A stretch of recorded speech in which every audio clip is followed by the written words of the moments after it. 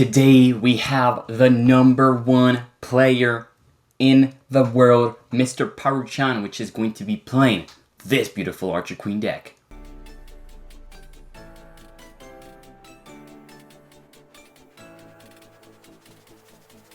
Regardless of balance changes, Archer Queen still remains on top of the meta, and today Paru-chan is going to be showing us exactly what he's capable of on top ladder with amazing replays, and then we'll go in depth on the positioning, the upgrade order of each troop in this deck. Don't forget to subscribe to never miss out on my brand new videos, and let's jump into battle. Alright, first game here, we are going to be facing the Barbarian King, another top hero in this meta. Now, I want you guys to take a close look at how he's going to be playing this matchup. Magic Archer is going to be an amazing mini. The reason being, he can't be pulled by a Fisherman anymore because the Fisherman only has a 3 tile range. So that is something we are going to make sure to do, which is to upgrade and max out the Magic Archer as soon as possible. Round 1 is going to be going in our favor. Now, is he going to prioritize the Magic Archer at all costs? That's my question for you, Mr. Paru-chan. We could place a Giant Skeleton. We're gonna trash everything that doesn't seem to be a Magic Archer. I think that's exactly what he's going for. He's not afraid. Ooh, never mind. We're actually going for the E-Wiz 2-star. Making sure that Archer Queen gets that instant super alongside the E-Wiz. That's going to do a lot of value. We're going to get a lot of value, but the miner's going to be like, nah, that ain't happening. Our opponent's going to take round number 2 as he placed a beautiful miner. And how are we going to counter it? That miner is going to be causing us a lot of problems left unattended. So let's see how it does. We're going to be placing the Prince, the Giant Skeleton here. We are going to go Prince in the lane of the miner. Now, will that stop the miner from reaching our support troops? I am not sure about that interaction. So let's see. He is going to, the Prince is going to stop it, but I don't know if that's a consistent interaction. I've seen people on Twitter say, you know, sometimes it does happen, sometimes it doesn't. But it's going to go well into our favor, and Paru-chan is going to take round number 2 with a beautiful Magic Archer to clean up his. And now the only thing we need to do is basically just handle his miner. And if I'm Gyosu, the Barbarian King player, I would probably play something to block that Prince and allow that miner to connect. I'm going to go for a Healing Ranger in the middle. Both princes are going to cancel each other. Miner is going to focus on the Healing Ranger. That's exactly what we want. We want the E-Wiz to be left unattended. Unfortunately, we're not going to be stunning the Magic Archer with the E-Wiz because we've got the 3rd ability, and I believe the 2nd 3rd ability giving extra energy, and 2nd giving extra stun duration. So we don't have everybody maxed out, and notice how we're not prioritizing the Magic Archer. The Magic Archer is only going to be upgraded in the last few rounds. Round number 5, he's going to be upgraded here. He's going to go for the E-Wiz 3-star, and since we don't have that 2 Elixir mini, we're going to throw that away. And let's see how it does. At 3, apparently, E-Wiz seems like a top tier mini. I myself haven't gotten too many games with him, so I wouldn't be able to say, but look at that beautiful E-Wiz stun coming in clutch, and that is going to be a very close game to seal game number 1. Ooh, a Mirror Archer Queen player. Okay, now that is going to be probably, it's one of my favorite matchups. I've said it again and again, but Archer Queen mirror matchups is where the real strategy begins. We both know these players are probably playing similar decks. We're going to be placing our Magic Archer behind the Archer Queen. And let's jump into round number 1 here. Right now, oh, I don't think we're going to take round number... never mind, I don't know. Magic Archer is actually going to step in front, and that is actually going to be enough to take... Oh, never mind. Round 1 goes in favor of our opponent here, but that's okay. Honestly, it was a mirror matchup. We didn't get too many information. We took the first L, but that is fine. We're going to go for a Healing Ranger upgrade. And kind of when I'm seeing Archer Queen Healing Ranger, this reminds me of an old Archer Queen meta deck, which was the Healing Ranger, the Musketeer, and the Archer Queen, which was everywhere. I don't remember exactly, maybe a few metas ago. But now we see that the Magic Archer just is a better option. The Musketeer, the boot back of the Musketeer really doesn't. It's not enough to be a better option than the Magic Archer here. Ooh, Healing Ranger. Oh, Healing Ranger's gonna fall down. Okay, we're in a little bit of a pickle here. Little bit of a pickle here, especially when you're playing Archer Queen mirror matchups. The last thing you'd want to get is in an early 2-round deficit. So right now, round number 3 is about to start. We're gonna go 2-star that Magic Archer. Throw away the Giant Skeleton because we don't need too many.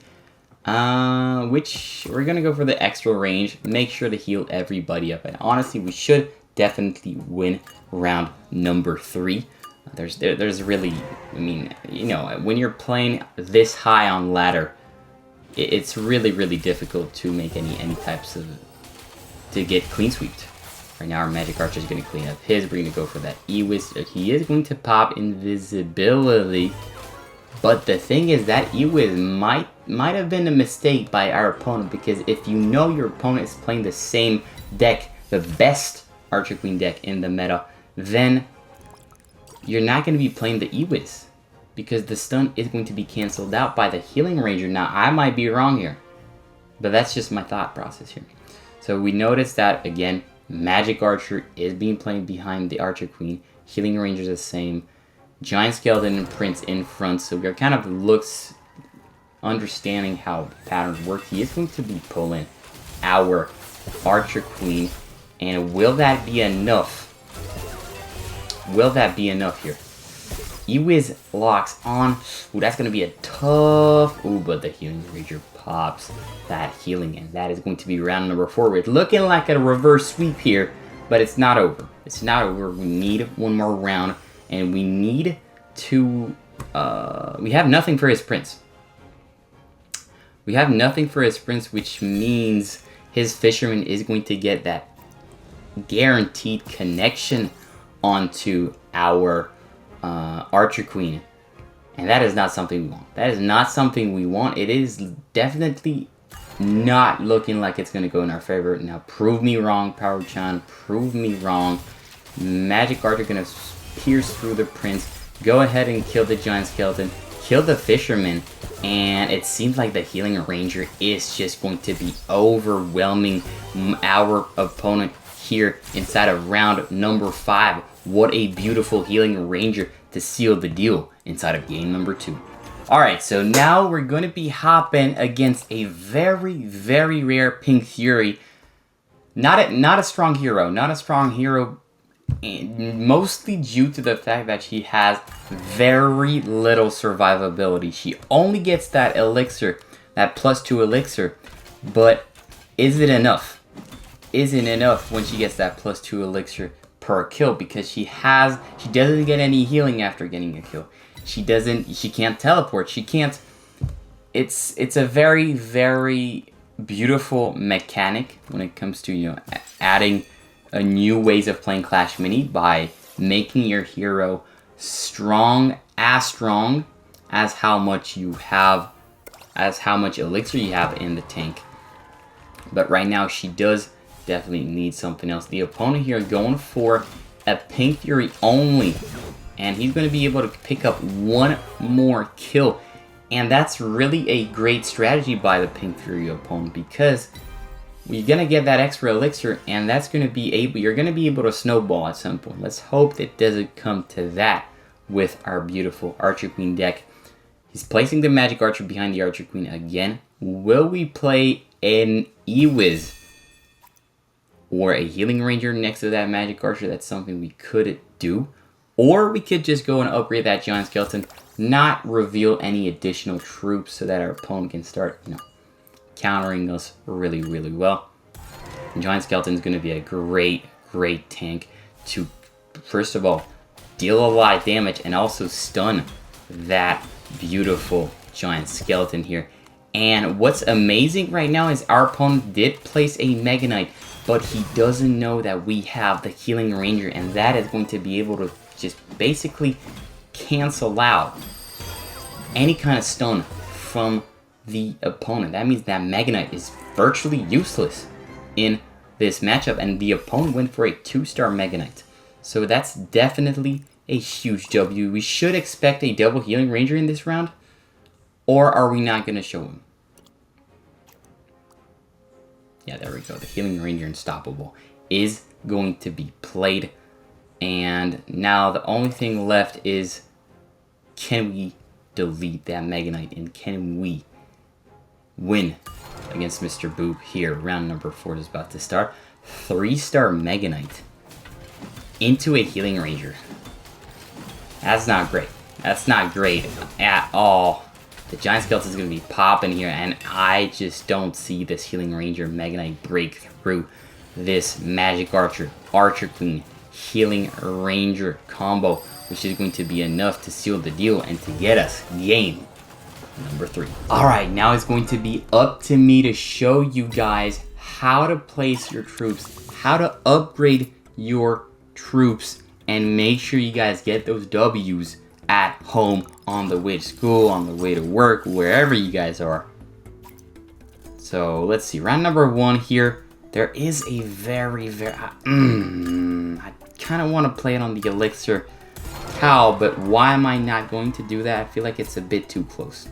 It's a bit too close, and when I'm playing the Archer Queen, I want to make sure I have some room to breathe.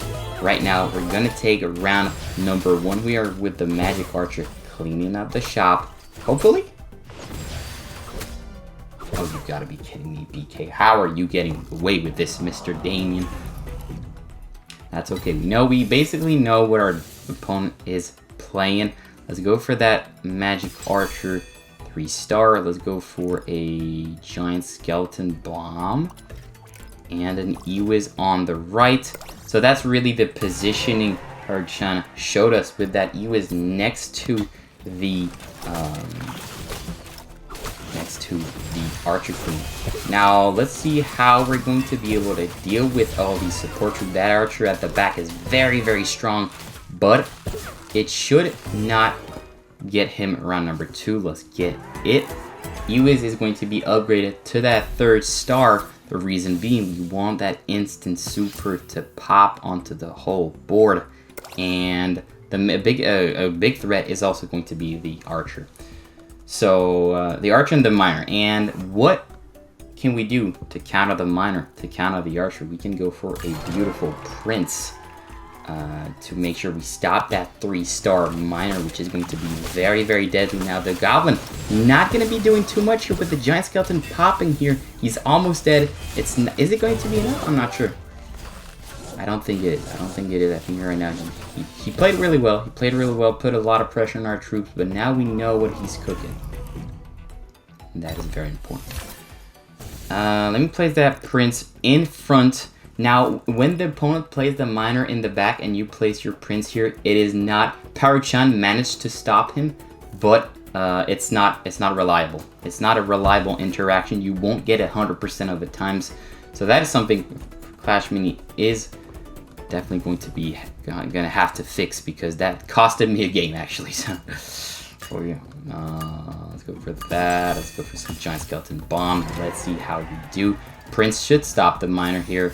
There we go, beautiful stopping here, and look at that Magic Archer piercing through onto the whole board. Goblin's gonna, ooh, he's still invisible. But look at that Magic Archer piercing through, going for that Archer, and we're gonna get round number 4. Very, very beautiful. And the last thing we need here is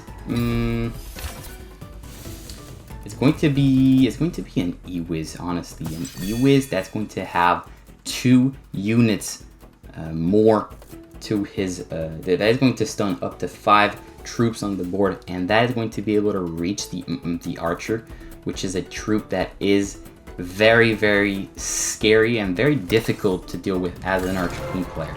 But right now, the Magic Archer really, really putting in a lot of work. Miner is going to be stunned one more time. The Magic Archer is going to pierce through the whole board. The Goblin kind of escapes, but he is going to get stunned by the E-Wiz, and he's going to get killed, and that is going to be round number 5. A beautiful game to get us some beautiful trophies. Ooh, Royal Champion here. Now, against Royal Champion, it's pretty... We haven't seen a Royal Champion matchup with Parchan, but now it's going to be the case to really discover how to play it. I don't think I'm going to be playing anything around number 1. I want to know what our opponent is playing at the moment. He has a Royal Champion. He probably has an E-Wiz Royal Champion deck Musketeer. That was exactly what I was expecting. A very, very strong combo here. And we're gonna, fortunately for us, we are gonna have the Healing Ranger. We're gonna have the Healing Ranger to put that unstoppable effect for 5 seconds onto friendly units. So that's going to be a very, very strong combo to do. Let's go for that. Let's go for excuse me, an E-Wiz stun. And let's go for that Healing Ranger Unstoppable. As I mentioned, going to be a very, very strong combo, especially when our opponent is going to be relying on those control effects. It's going to go exactly as I planned. And E-Wiz just beautifully played. It's going to be able to give energy to everyone, but unfortunately for us, absolutely canceled. Absolutely canceled with that invisibility, with that stun. Beautiful. Beautiful. Let's go for that Magic Archer. So Magic Archer actually got a rework where basically when he's 0-star, he's stronger than before. But when he's maxed out with 3 stars, he's weaker. He is weaker than the last balance changes. So that is a very, very valuable thing to know when you're playing the Magic Archer, because now it means you don't necessarily need to upgrade him too much. Healing Ranger gonna be going here onto the E-Wiz, beautiful, and nobody's gonna be stunned here. Nobody is. And that is going to be carrying us into round number 3 here. Will it be enough? The Healing Ranger and the Archer Queen are both 1 HP, and it's going to be enough to get us round number 3. Again, the Healing Ranger coming in clutch, preventing anything from getting stunned. Let me just put this Prince in front of his to make sure my E-Wiz stays nice and safe and protected. And in round, if we don't win this round, I'm definitely going to be going for a Healing Ranger upgrade and an E-Wiz upgrade, so that we stun the whole board and we make sure there's an unstoppable activity going on here. He goes for the Miner, but that Miner's 1-star, my good. The Miner's 1-star here. Everybody is going to be on that Unstoppable, and that is going to be enough to seal the deal round number 4. And as you guys can see, this deck absolutely destroys opponents. Thank you so much, guys, for watching till the end. I hope you guys enjoyed this top tier gameplay, and after that, me explaining to you guys how to position your troops, how to upgrade them, and how to make the best out of this beautiful game and this beautiful deck. Thank you so much, guys, for watching till the end, and I'll see you in another video. Later, fellas.